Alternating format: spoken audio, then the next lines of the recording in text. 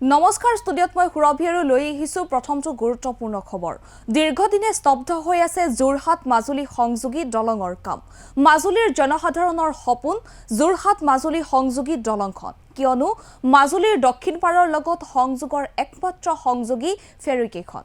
বহু সময়ত ফেৰী দুৰ্ঘটনাই মানুহক জ্বলা-কলা খুৱাই আহিছে, যাৰ বাবে মাজুলীবাসীয়ে যোৰহাট মাজুলী সংযোগী এখন দলঙৰ দাবী কৰি আহিছিল।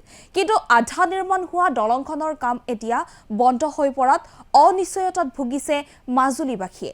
এই সন্দৰ্ভত মুখ্যমন্ত্ৰী ডক্টৰ হিমন্ত বিশ্ব শৰ্মাই নীতিন গাডকাৰীলৈ প্ৰেৰণ কৰিছে পত্ৰ। চাওঁ আহক এই সন্দৰ্ভত আমাৰ প্ৰতিবেদন। মাজুলীবাসীৰ দীৰ্ঘদিনীয়া সপোন যোৰহাট মাজুলী সংযোগী দলং সাময়িকভাৱে স্থগিত হৈ আছে।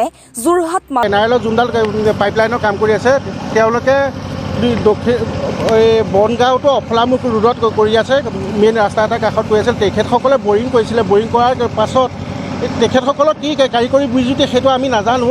কথা হ'ল কি, এতিয়া এইফালে যেতিয়া তেওঁলোকে পানীটো সিঁচি আছে, সিঁচি থকাৰ পৰিস্থিতিত এনেকুৱা হৈছে ইয়াৰ পৰা পানীৰ লগত বালি গৈ আছে। আগতে আমি তেখেতলোকক কোৱা হৈছিলে যে এইটো সময়, এইটো ছিজনত এই কামটো কৰিব নোৱাৰে, মানে যিহেতু আমাৰ ব্ৰহ্মপুত্ৰৰ পানীটো ওপৰত উফন্দি থাকে।